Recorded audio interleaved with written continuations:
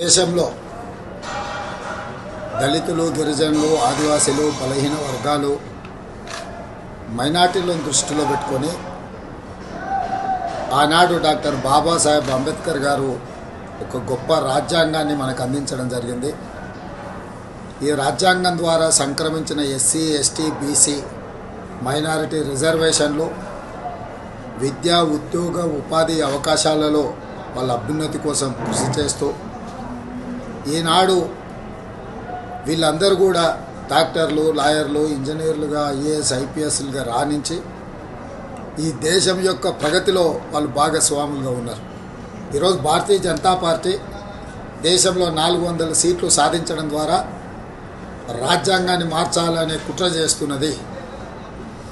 ఒకవేళ అధికారంలోకి వస్తే ఎస్సీ, ఎస్టీ, బీసీ, మైనారిటీల రిజర్వేషన్లు రద్దు చేసి రిజర్వేషన్ల రహిత సమాజంగా ఈ దేశాన్ని మార్చాలనే ప్రయత్నం చేస్తుంది.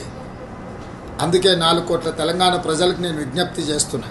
తెలంగాణ సమాజం అందరూ కలిసికట్టుగా కాంగ్రెస్ పార్టీకి, శ్రీమతి సోనియా గాంధీ, శ్రీ మల్లికార్జున్ ఖర్గే గారు, శ్రీ రాహుల్ గాంధీ గారి నేతృత్వంలో ఎన్నికల బరిలో దిగిన ఇండియా కూటమిని గెలిపించడం ద్వారా ఎస్సీ, ఎస్టీ, బీసీ, మైనారిటీ రిజర్వేషన్లను కాపాడుకోవడం, మన రాజ్యాంగ స్ఫూర్తిని, డాక్టర్ బాబాసాహెబ్ అంబేద్కర్ గారు ఇచ్చిన ఆలోచన విధానాన్ని ముందుకు తీసుకెళ్ళాలి.